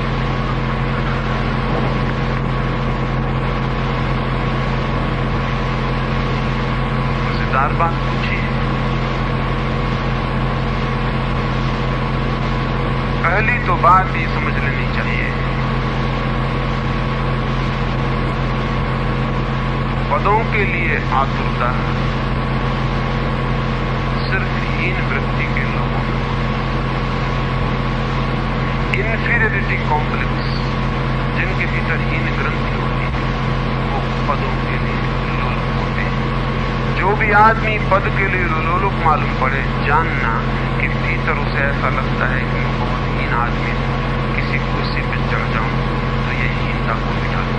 कुर्सियों पर सिर्फ हीनता से मुक्ति के लिए चढ़ने की कोशिश की जाती है। इसलिए कुर्सियों पर श्रेष्ठ आदमी मुश्किल से ही जाने जो कभी राजी हो सकता है, मुश्किल से ही। हीनता की ग्रंथि ही पदों की लोलुपता है, और इसीलिए तो पदों पर हीनतम व्यक्ति सारी दुनिया में इकट्ठे हो जाते हैं। पदों पर हीनतम व्यक्ति इकट्ठे हो जाते हैं, और इसीलिए तो दुनिया में सारी चीजें उपद्रवग्रस्त हो गई, क्योंकि सबसे ज्यादा हीन वृत्तियों से भरे हुए लोग अगर सत्ताओं में पहुंच गए हैं, दुनिया में सौभाग्य फलित नहीं हो सकता, दुर्भाग्य। दूसरी बात ये समझ लेनी जरूरी है कि किसी अच्छे आदमी के पद पर पहुंच जाने से ही समाज का कोई हित नहीं हो सकता। समाज का हित अच्छे आदमी के कहीं पहुंच जाने से नहीं हो जाता। समाज का हित व्यक्ति पर निर्भर नहीं है, समाज का हित पूरे सामाजिक जीवन दर्शन पर निर्भर है। हिंदुस्तान ये भूल काफी कर लिया। हिंदुस्तान ने कुछ अच्छे लोगों को ऊपर भेजा है 20-25 साल। वे जब पहुंचाए गए तो अच्छे लोग, जब वे पहुंच गए तो हमें पता चला कि बिल्कुल दूसरे लोग के साथ ऐसा भी नहीं था कि उनमें सभी लोग बुरे थे, कुछ लोग तो बहुत ही अच्छे थे, लेकिन वे अच्छे लोग भी इस बड़े गलत जाल में कुछ भी करने में समर्थ नहीं। समाज का पूरा जीवन दर्शन बदलना चाहिए। आदमियों के बदलने से कुछ नहीं होता, आदमियों के बदलने से कुछ भी नहीं होता। आदमियों की बदलाहट करीब करीब ऐसी होती है, उससे राहत तो मिलती है थोड़ी। जैसे कोई आदमी मरघट ले जा रहा है किसी की अर्थी को, रास्ते में एक कंधा दुखने लगता है तो दूसरे कंधे का राहत मिलती है थोड़ी देर, एक कंधा हल्का हो गया, लेकिन अर्थी का वजन उतना का उतना, दूसरा कंधा थोड़ी देर में दूसरा कंधा दुखने लगता है। आदमी हम बदलते चले जाते हैं, आदमी बदलने से कुछ भी नहीं होता है। थोड़ी देर राहत लगती है कि लगता है नया आदमी आया, कुछ होगा, फिर सब कहते हैं क्योंकि जाल सबका सब पुराना है, पूरा जाल पुराना है। आदमी इतनी छोटी चीज उसको बदलो, पूरा जाल इतना बड़ा है, उस आदमी को पीस कर रख देता है, वो उसको अपनी चक्की में घुमा देता है, वो आदमी उस चक्की में घूम जाता है और फंस जाता है। हिंदुस्तान की जो पूरी की पूरी समाज और राज्य की जो तंत्र व्यवस्था है, वो जो मशीन है, वो जो चक्की है, वो बदलने की जरूरत है, वो तोड़ने की जरूरत है। आदमियों के बदलने से कुछ नहीं होगा। अभी तो हिंदुस्तान की जैसी आर्थिक, सामाजिक और तंत्र व्यवस्था है, उसमें खुद भगवान को राष्ट्रपति बना के बिठा दो तो सिवाय बदनामी के उनके और कुछ नहीं होने वाला, कुछ नहीं होने वाला। ये सवाल व्यक्ति का नहीं है, और हमें व्यक्तियों के संबंध में सोचना बंद कर देना चाहिए, और ये आशा छोड़ देनी चाहिए कि सिर्फ अच्छे आदमी को बिठा देने से कुछ हो जाए। नहीं, हमें जीवन की पूरी नई दृष्टि को पुरानी दृष्टि की जगह बिठाना होगा, और जिस दिन जीवन की नई दृष्टि बैठ जाए, उस दिन अदना से अदना आदमी भी वहां बैठ के काम कर लेगा, लेकिन तंत्र पूरा बदलना चाहिए। तो जैसे एक बैलगाड़ी चल रही, एक बैलगाड़ी पर एक गाड़ीवान बैठा, हम उसको डांटते हैं कि बहुत धीरे धीरे बैलगाड़ी चलाते, बहुत धीमी चल रही तुम्हारी बैलगाड़ी। हम एक अच्छे आदमी को लाते हैं, हम उसको ड्राइवर की जगह बिठाएंगे, आप बिठा दो, क्या होगा? बैलगाड़ी तो बैलगाड़ी, थोड़ा बहुत दौड़ाएगा और गड्ढे वड्ढे में गिरा देगा, और झंझट कर सकता है कि ज्यादा दौड़ाएगा और बैल छूट गए, मर गए, कुछ हो गया तो और खड़ी कर देगा। नहीं, सवाल बैलगाड़ी का नहीं। अगर गति लानी है तो बैलगाड़ी की जगह हवाई जहाज चाहिए। फिर हो सकता है कि जो बैलगाड़ी को चलाने वाला गाड़ी बांध था, ये उसी रंग में बैठा किया जाए, वो उसी गति से चला ले। ये जो दुनिया के दूसरे मुल्क इतने विकास कर रहे हैं, उसका कारण ये नहीं है कि उनके पास आपसे अच्छे आदमी बैठे, सवाल नहीं, उनकी पूरी तंत्र व्यवस्था, पूरी तंत्र व्यवस्था गलत है, बहुत पुरानी है, जरा जीर्ण है, उसमें किसी को बिठा दो वो फंस जाएगा, उससे कुछ होने वाला नहीं। इसलिए मेरी कोई उत्सुकता इस तरह की बातों में नहीं है कि कोई किसी पद पर किसी को बिठा दो या किसी को ले जाओ, ये सब बिल्कुल दो कौड़ी की बातें हैं। मेरी उत्सुकता इसमें है कि इस मुल्क का चित्त कैसे बदले। चित्त बदल जाए फिर तो हम आबासा किसी से भी काम ले सकते हैं, वो बहुत मूल्य की बात नहीं। लेकिन हिंदुस्तान की गलत चित्त व्यवस्था में ये भी एक कारण है कि हम हमेशा व्यक्तियों की तरफ देखते हैं, तंत्र की तरफ नहीं देखते। हजारों साल से ये भूल चल रही। हम सोचते हैं कि कोई कृष्ण आ जाएंगे सब ठीक हो जाए। कृष्ण आ चुके तब ठीक नहीं हुआ, अब दोबारा आने से क्या ठीक हो जाए। गीता में बैठ के पढ़ रहे हैं कि जब जब धर्म की गिलानी होगी बनाना होगा, भगवान आएंगे। और कई दफे गिलानी हो चुकी, भगवान आ चुके और सब वैसे के वैसा चल रहा है। तो अब तो छोड़ो झंझट, अब कुछ होगा नहीं आने, इसलिए वो आते भी नहीं, वो भी समझ गया हूं। अब इसमें कोई सार नहीं है बार बार जाने से। व्यक्तियों पर निर्भर समाज कभी भी बहुत विकासमान नहीं हो सकता है, क्योंकि व्यक्ति की सामर्थ्य कितनी है। बड़े तंत्र के मुकाबले व्यक्ति एकदम पिस जाता है। सवाल तंत्र के बदलने का है, फिर छोटा सा व्यक्ति भी सार्थक हो जाता है। हिंदुस्तान ने अच्छे व्यक्ति भेजे थे। हिंदुस्तान की आजादी के बाद हमारे पास अच्छे अच्छे व्यक्ति थे, वो गए, वो सब तंत्र में सड़ गए, कोई काम में नहीं आ सके। अब तो उतने अच्छे व्यक्ति भी हमारे पास नहीं। अब तो जिनको हम भेजेंगे उनसे कोई आशा नहीं हो सकती। लेकिन फिर भी हमारा ध्यान गलत चीज पर है। हम हमेशा ये पूछते हैं कि अब किसको बनाएं, अब कौन आदमी आएगा, फिर हम आशा लगाते हैं शायद ये आदमी कुछ करेगा। आदमी का सवाल नहीं है। इस देश की जो सामाजिक रचना है, हमारे सोचने का, विचारने का जो ढंग है, हमारी जो फिलसफी है, हमारा जो जीवन दर्शन है, वो गलत है। उस गलत जीवन दर्शन की वजह से सारी तकलीफ। पूरे जीवन दर्शन को बदलने में मेरी उत्सुकता है। आदमियों का कोई मतलब नहीं, आबासा कोई भी बैठे काम करे से कोई फर्क नहीं पड़ता है। इस बात को अगर ठीक से समझे तो ख्याल में आएगा कि रूस में लेनिन या उनके साथी हुकूमत में आए, इनकी वजह से कुछ हो गया ये मत सोचना। शायद केरेंस्की जो लेनिन के पहले हुकूमत में था, कोई कम बुद्धिमान और अच्छा आदमी नहीं था, कम अच्छा आदमी नहीं था, बहुत बढ़िया आदमी था, लेकिन तंत्र व्यवस्था बदलने का ख्याल नहीं। लेनिन एक ख्याल लेके आया कि पूरी समाज का ढांचा बदल देना। ढांचा बदलने का जो ख्याल था वो कारगर हो गया। फिर कोई भी आदमी काम कर सकता है जिसमें ढांचा बदलने का ख्याल साफ। मेरी नजर में भारत को व्यक्तियों के ऊपर से आंख हटा लेनी चाहिए और समाज की आमूल धारणाएं और बुनियाद उन पर दृष्टि रखनी चाहिए। और नहीं तो ये बड़े धोखे की बात है। हमेशा व्यक्तियों को बदलते रहेंगे, सोचते रहेंगे ये गया, ये आ जाए, वो आ जाए, और इससे कुछ होता नहीं। फिर हम उदास होते चले जाते हैं और फिर हम व्यक्तियों को गाली देते हैं और हम सोचते हैं ये आदमी खराब है, इसने गड़बड़ कर दिया, वो आदमी खराब है। लेकिन कोई देखते ही नहीं। व्यवस्था, पूरा हमारा ढांचा अत्यंत खतरनाक है।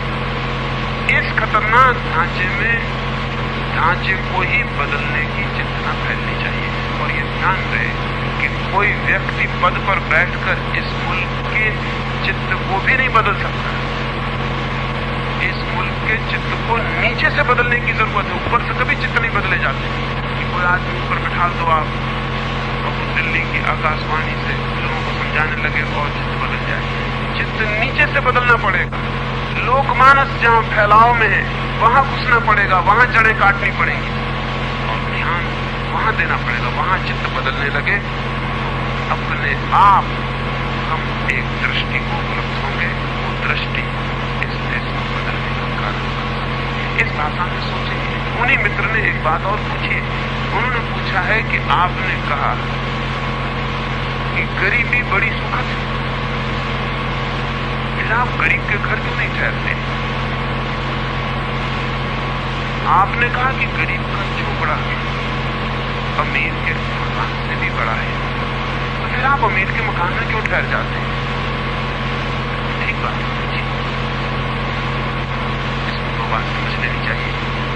एक तो ये कि जब मैंने कहा कि गरीब की झोपड़ी अमीर के मकान से बड़ी होती है, तो इसका इसका ये मतलब मत समझ लेना कि आप नापने जाएंगे तो गरीब की झोपड़ी बड़ी निकलेगा, अमीर का मकान छोटा निकलेगा, ये मत समझ लेना।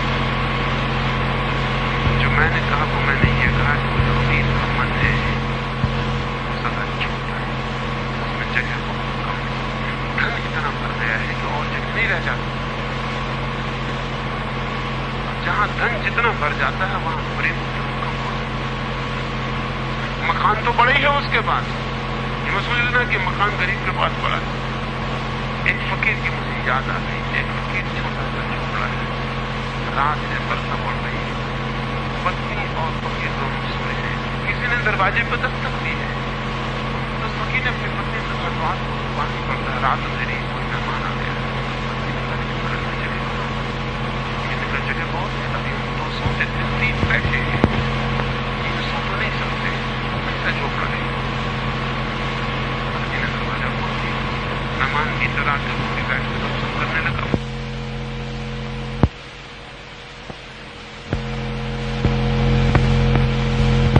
वो कहता लेकिन जगह कहाँ है? जगह काफी है, अभी हम दूर बैठे हैं, पास बैठे, दरवाजा खोल। दरवाजा खोला, 2 आदमी और इधर आ गए, वो पास बैठे और वो गपशप करने लगे, आंच तापने लगे। तभी एक गधे ने आके सिर मारा दरवाजा। फकीर ने कहा मित्र दरवाजा खोलो, फिर कोई मेहमान आ गया। उन्होंने तो कोई मेहमान नहीं, गधा है। फकीर ने कहा कोई बात नहीं करता, मेहमान हमने तुम्हारे लिए इसलिए नहीं खोला कि तुम आदमी हो, मेहमान। दरवाजा खोलो। उन्होंने कहा लेकिन वो गधा है। उन्होंने कहा ये गधे और आदमी अगर अमीर के घर जाओगे तो आदमी के घर नहीं जाएगा, गरीब के घर तो आ गया उसको नहीं करते हैं। दरवाजा खोलो। दरवाजा खोलना पड़ा, गधा नहीं करे। उनका करेंगे क्या? उन्होंने कभी हम बैठते हम खड़े होते हैं, वे खड़े हो गए। गरीब का झोपड़ा तो छोटा है, गरीब का मन, लेकिन गरीब का मन इसलिए बड़ा नहीं है कि वो गरीब है, ध्यान रखना। गरीब का मन इसलिए बड़ा है कि वहां प्रेम है और पैसा है। लेकिन इसका ये मतलब नहीं है कि पैसा हो तो प्रेम नहीं ही होगा, और इसका ये मतलब भी नहीं है कि मैं इस पक्ष में हूं कि लोग गरीब रह जाएं। और ये भी ध्यान रहे कि जो मैंने कहा वो इसलिए नहीं कहा कि लोग गरीब रह जाएं, वो इसलिए कहा कि अमीर के मन में भी जगह हो जाए। हमारे नतीजे हम उल्टे ले सकते। मैंने जो कहा वो ये नहीं कहा कि गरीब गरीब रह जाए। गरीब का गरीब रहना दुखद है। गरीब तो अमीर हो, लेकिन अमीर के दिल में भी गरीब जैसी बड़ी जगह हो जाए। गरीब को अमीर होने से नहीं रोक लेना है। अमीर को भीतरी रूप से गरीब होने से रोकना है। गरीब को बाहर से अमीर होने देना है, लेकिन अमीर को भीतर से गरीब नहीं होने देना है। दोनों तरफ की अमीरी आनी चाहिए, बाहर से। अब वो मेरे मित्र कहते हैं कि आप गरीब के घर क्यों नहीं ठहरते? मुझे कोई अड़चन नहीं है।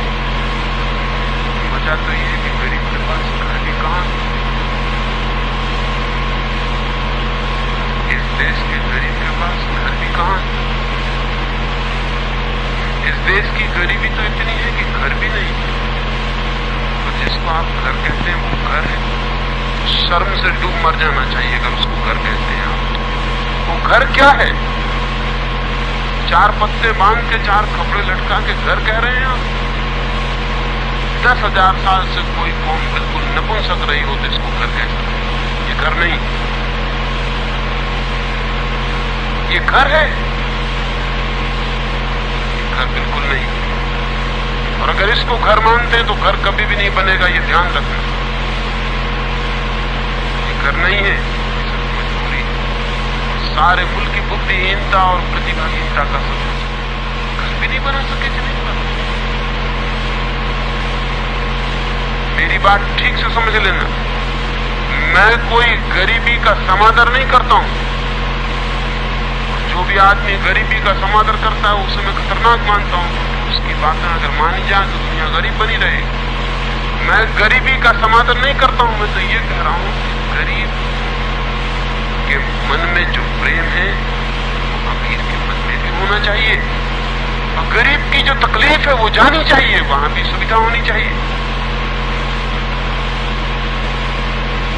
ये जो लेकिन गरीब को समादर देने वाले लोग भी हैं, जैसे दरिद्र नारायण, हद होगी पागलपंती।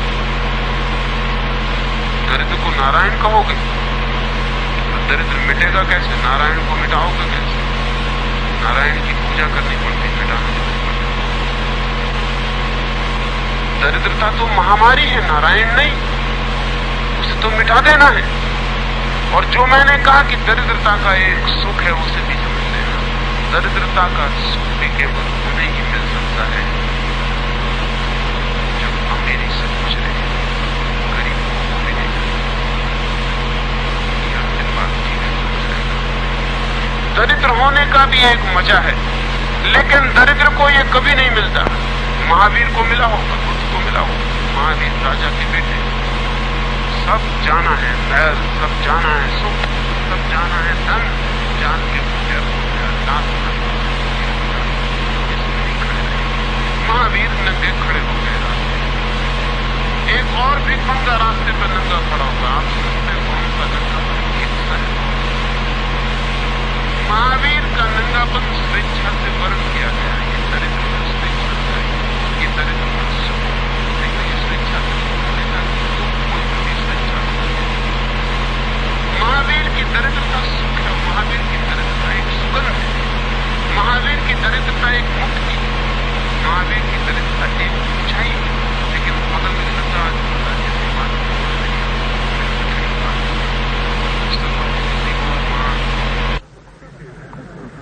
और तेरे पे तो भगवान की बड़ी कृपा है। देखो महावीर के पास सब था, वो भी आखिर छोड़ के नंगा होना पड़ा। तुम पे बड़ी कृपा है भगवान की, उन्होंने तुम्हें पहले से नंगा बनाया। तुम मजा करो, तुम इस झंझट से बच गए जिसमें महावीर को पढ़ना पड़ा। लेकिन क्या एक नंगा आदमी महावीर की नग्नता को उपलब्ध हो सकता है? ये नग्नता बुनियादी रूप से अलग चीजें हैं। एक आदमी भूखा मर रहा है, अकाल में चले जाएं, यहां राजस्थान में अकाल की हालतें, आदमी भूखा मर रहा है, उससे तुम कहो तुझ पे बड़ी कृपा है। कई लोग उपवास करते हैं, तेरा उपवास भगवान करवा रहा है, तू आनंदित हो, तू अनुग्रह मान। वो आदमी कहेगा क्षमा करें कैसा उपवास, मुझे 2 रोटी चाहिए, मुझे कोई उपवास वगैरह नहीं चाहिए। जो ज्यादा खा गया है उसे उपवास में मजा हो सकता है। उपवास में सिर्फ ओवरफेड लोगों को मजा हो सकता है। और इसलिए जो सोसाइटी, जो समाज जितना ओवरफेड होती, ज्यादा खा गई होती, जैसे जैनियों का समाज हिंदुस्तान में, तो उनमें उपवास का कल्ट चल पड़ता है। जो भी ज्यादा खा जाता है उसमें उपवास का सिद्धांत चलने लगता है। अभी अमेरिका में फैड शुरू हुआ उपवास का। अमेरिका में न मालूम कितने प्राकृतिक चिकित्सालय खड़े हो गए जहां लोगों को उपवास करवाया जा रहा है, और लोग बड़े आनंदित हो रहे हैं उपवास करके। इधर हम भूखे मर रहे हैं, उधर तुम उपवास करके आनंदित हो रहे हो। बात क्या है? बात जरूर कुछ है। वहां शरीर ने ज्यादा इकट्ठा कर लिया है, सरप्लस चर्बी इकट्ठी हो गई शरीर पर, उसको निकाल देने की जरूरत पड़ती। उसके निकलने से बड़ा आनंद आता है। जैसे कि भूखे आदमी के शरीर पर चर्बी नहीं होती और उसे खाना मिल जाए और चर्बी आ जाए तो आनंद आता है, ऐसे ज्यादा खा गए आदमी पर चर्बी थोड़ी कम हो जाए तो उसे आनंद आता है। गरीब आदमी गरीबी का पूरा सुख कभी नहीं उठा सकता।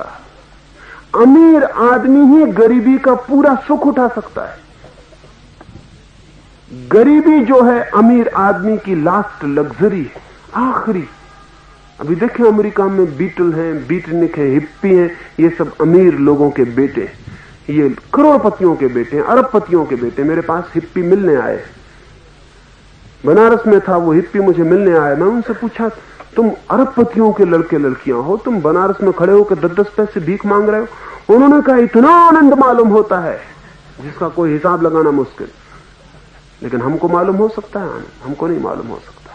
वो बोले इतनी फ्रीडम, इतनी मुक्ति, वृक्ष के नीचे जहां चाहे वहां सो जाते, ऐसा आनंद कभी नहीं जाना। लेकिन भिखारी होने का आनंद, अरबपति के बेटे को मिल सकता है। लेकिन कोई कहे कि जब आखिर धन को भी छोड़ के कोई गरीब हो जाता है तो हम तो गरीब पहले से। तो मुझे एक कहानी याद आती। मैंने सुना है कि एक स्टेशन पर कुछ लोग हरिद्वार की यात्रा को जा रहे हैं। सारे लोग ट्रेन में बैठ रहे हैं, सब चिल्ला रहे हैं, भीतर बैठो, सामान रखो, अंदर आओ, देर मत करो, गाड़ी छूटने को है। और एक आदमी स्टेशन पर खड़ा, 8 आदमी उसको खींच रहे हैं। और वह आदमी ये कहता, पहले ये बता दो, इस गाड़ी में से हरिद्वार पे पहुंच के उतरना तो नहीं पड़ेगा? अगर उतरना है तो चढ़ना क्या? जब उतरना ही है तो चढ़ना फिजूल है। हम नहीं चढ़ते, ना समझें जो चढ़ रहे हैं। फिर अभी उतरोगे ना थोड़ी देर में, वो मित्र कह रहे हैं गाड़ी छूटी जा रही, हम रास्ते में तुमको समझाएंगे, अभी इतनी ऊंची बातें मत करो, पहले अंदर चलो, फिर हम पीछे बीच में बात कर लेंगे। लेकिन वो कहता मुझे पक्का बता दो। लेकिन मित्रों ने देखा गाड़ी छूटने करीब, उन्होंने जबरदस्ती उसे अंदर कर लिया। फिर हरिद्वार आ गए। वो आदमी बैठा रहा, आंख बंद किए। अब हरिद्वार पे सब उतरने लगे। अब फिर दूसरी आवाजें चल रही कि उतरो, जल्दी उतरो, सामान नीचे लाओ। और उस आदमी को फिर उसके मित्र घेरे हैं। वो कहते हैं गाड़ी छूटने को, नीचे उतरो। वो कहता हम नहीं उतरेंगे, जब चढ़ गए तो चढ़ गए, अब क्या उतरना। हम उनमें से नहीं है कि बदल जाएं। हम तो सिद्धांत के अटल। हम चढ़ गए, अब उतरेंगे नहीं। हम तो तुम देख के हैरान, तुम 2 घंटे में बदल गए। 2 घंटे पहले चढ़ना कर रहे थे, अब उतरना करने लगे, बड़े बेईमान हो। वो मित्र कह रहे अरे पागल हो गए, नीचे उतरो, गाड़ी छूटने को है। वो कहता है कि हम चढ़ते नहीं थे, तुमसे पहले ही कहा था। जबरदस्ती उसे नीचे उतारते। अब वो आदमी ठीक कह रहा है कि गलत कह रहा है? तर्क तो ठीक है। वो कहता है जब चढ़ना ही उतरना ही है तो चढ़ना क्या। लेकिन ये भूल जाता है कि चढ़ना और स्टेशन पे था, उतरना और स्टेशन पर है। न चढ़ते तो हरिद्वार ना आता। एक दिन अमीर आदमी को भी गरीबी वर्ण करनी पड़ती है, लेकिन वो उतरना हरिद्वार पर है। गरीब आदमी अगर अमीरी से न गुजरे तो गरीबी कभी स्वेच्छा नहीं हो पाती। और जब तक गरीबी स्वेच्छा न हो तब तक सुख नहीं है। वो जो डायोजनीस जिसकी कहानी मैंने कह के कहा था कि गरीबी भी एक सुख है, वो साधारण गरीब नहीं था। वो ऐसा गरीब नहीं था कि गरीब था। गरीबी स्वेच्छा से वर्ण की गई थी, वो वॉलंटरी थी, वो एक आनंद थी। वो गरीब उसका होना मजबूरी नहीं थी। दुनिया में जो मजबूरी से गरीब है वो बेचारा क्या गरीबी में सुख ले सकता है। लेकिन दुनिया में जो खुशी से गरीब होता है उसका मजा और है। इसलिए मैं इस पक्ष में हूं कि समाज धनी से धनी होना चाहिए, ताकि हर आदमी को यह मौका मिल सके कि अगर वो गरीब होना चाहे तो हो जाए। समाज धनी से धनी होना चाहिए। समाज इतना धनी होना चाहिए कि कोई भी आदमी स्वेच्छा से गरीबी का मजा ले सके, कोई भी आदमी फकीर हो सके। लेकिन जहां सब फकीर ही हो वहां कैसे ये मजा हो सकता है। मेरी बात ठीक से समझ लेना, मैं गरीबी का पक्षपाती नहीं हूं। उस गरीबी का जो चारों तरफ दिखाई पड़ रही, मैं उसका दुश्मन हूं। वो मिटनी चाहिए। उसे 1 मिनट ठहरने देना खतरनाक है। उसे आग लगा देना चाहिए, उसे बचने नहीं देना चाहिए। लेकिन मैं एक और गरीबी का जरूर पक्षपाती हूं, लेकिन वो उनको मिलती है जो स्वेच्छा से उसे वर्ण। लेकिन स्वेच्छा से कोई कब वर्ण करता है? जब चीजें अनुभव से व्यर्थ हो जाती हैं। धन को जब कोई जान लेता है, धन व्यर्थ हो जाता है। यश को कोई जान लेता है, यश व्यर्थ हो जाता है। जो भी जान लिया जाता है वो व्यर्थ हो जाता है। उसके पार उठ जाना है। गरीबी से अमीरी, और अमीरी से फिर एक और गरीबी है, लेकिन वो गरीबी बात ही और है। जीसस ने कहा है धन्य है वे लोग जो सच में गरीब हैं। बड़ी अजीब बात। धन्य है वे लोग जो सच में गरीब है। मतलब इन गरीबों को जीसस सच में गरीब नहीं मानते। ये भीतर से तो अमीर होने की कोशिश में है, इसलिए ये गरीब नहीं कहे जा सकते। गरीब आदमी भीतर से अमीर होने की कोशिश में है। उसकी आकांक्षा अमीर होने की है। उसका चित्त रुपए पाने का है, बड़ा मकान करने का। उसे भी सब वही करना है जो दूसरे कर रहे हैं, नहीं कर पा रहा है, इसलिए पीड़ित है, दुखी है। सच में गरीब नहीं है। सच में गरीब दुनिया में थोड़े से ही लोग हुए, क्योंकि दुनिया में अमीरी ही बहुत कम है। दुनिया में अमीरी बढ़ जाए, सारा देश समृद्ध हो, बुद्ध और महावीर जैसा, एक आध दो घराने राजाओं के ना हो, सब घराने राजाओं के हो गए हों, तो हजारों करोड़ों बुद्ध पैदा होंगे, महावीर पैदा होंगे। इस गरीबी में नहीं पैदा हो सकते। सच में जो गरीब होने का मौका मिलता है उसका तो मजा और है, लेकिन वो किसको मिलता है? वो उनको मिलता है जो जीवन की सुविधाओं और आवश्यकताओं की आत्यंतिक, उसकी चरम अनुभूति से गुजरते हैं, उन्हें मिलता है। मैं गरीबी का पक्षपाती नहीं हूं और गरीबी का पक्षपाती हूं, लेकिन गरीबियां दो हैं, एक वो स्टेशन जहां से हम चढ़ते हैं और एक वो स्टेशन जहां हम उतरते हैं। उतरना है कभी एक दिन, उतरने के लिए भी चढ़ जाना जरूरी है। और इसलिए मेरी बात अगर ठीक से समझेंगे तो न तो मैं इस पक्ष में हूं कि गरीब के झोंपड़े रहना, इस पक्ष में हूं कि गरीबी रहे, लेकिन इस पक्ष में जरूर हूं कि आदमी बाहर से ही अमीर ना हो, भीतर से भी अमीर हो जाए। और भीतर की अमीरी एक बात ही और है। भीतर की अमीरी का मतलब है एक बड़ा हृदय, एक बड़ा मकान ही नहीं, एक बड़ा हृदय। भीतर की अमीरी का मतलब है एक विस्तीर्ण भाव। भीतर की अमीरी का मतलब है कि बाहर का धन ही नहीं, भीतर का भी धन। और भीतर का धन, भीतर का साम्राज्य, वो भीतर की समृद्धि, वो जब तक न मिले तब तक बाहर की समृद्धि और बाहर की संपत्ति और बाहर का साम्राज्य किसी भी मूल्य का नहीं। लेकिन इसका यह मतलब नहीं कि मैं इस पक्ष में हूं कि लोग गरीब रह जाएं, दीनहीन रह जाएं। कोई दीनहीन नहीं रहना चाहिए, क्योंकि एक आदमी भी गरीब है तो हम सब उसकी गरीबी के लिए जिम्मेवार हैं, और एक आदमी भी दुखी है तो हम सब उसके दुख के लिए जिम्मेवार हैं, और हम सब अपराधी हैं। लेकिन ये बोध अगर विकसित हो जाए तो एक नया समाज और एक नए देश का जन्म हो सकता है। मेरी बातों को इन 4 दिनों इतनी शांति और इतने प्रेम से सुना, उससे बहुत बहुत अनुग्रहित हूं। और अंत में सबके भीतर बैठे परमात्मा को प्रणाम करता हूं। मेरे प्रणाम स्वीकार करें।